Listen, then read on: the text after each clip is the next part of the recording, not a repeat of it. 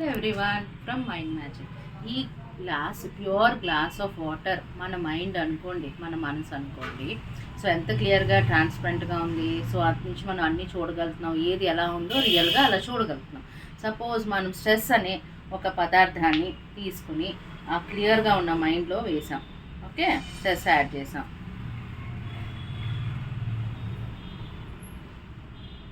ఇప్పుడు చూడండి, దాని కలర్ మారిపోయింది, మనకి ట్రాన్స్పరెన్సీ లేదు.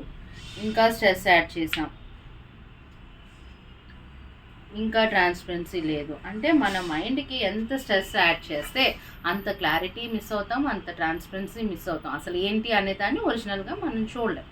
సో అలాంటప్పుడు మనం ఏం చేయాలి, కొంచెం రిలాక్సేషన్ టెక్నిక్స్ కానీ స్ట్రెస్ ఫ్రీ చేసుకోవడం, meditation, breathing exercise, relaxation techniques అవి పాటించి స్ట్రెస్ ఇంకా యాడ్ చేయకుండా దాన్ని అలాగ వదిలేసామనుకోండి, నెమ్మదిగా ఏమవుతుంది, ఆ స్ట్రెస్ అంతా కిందకి డిపాజిట్ అవుతుంది. డిపాజిట్ అయ్యి పైకి కొంచెం క్లియర్గా ఉన్న నీళ్లు తేరినట్టు మైండ్లో కూడా కొంచెం క్లారిటీ రావడం స్టార్ట్ అవుతుంది అనమాట.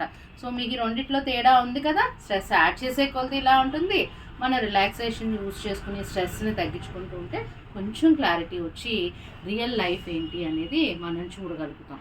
సో మనం ఏం చేయాలి, స్ట్రెస్ ఉన్నప్పుడు ఎక్కువగా స్ట్రెస్ యాడ్ చేసుకోకుండా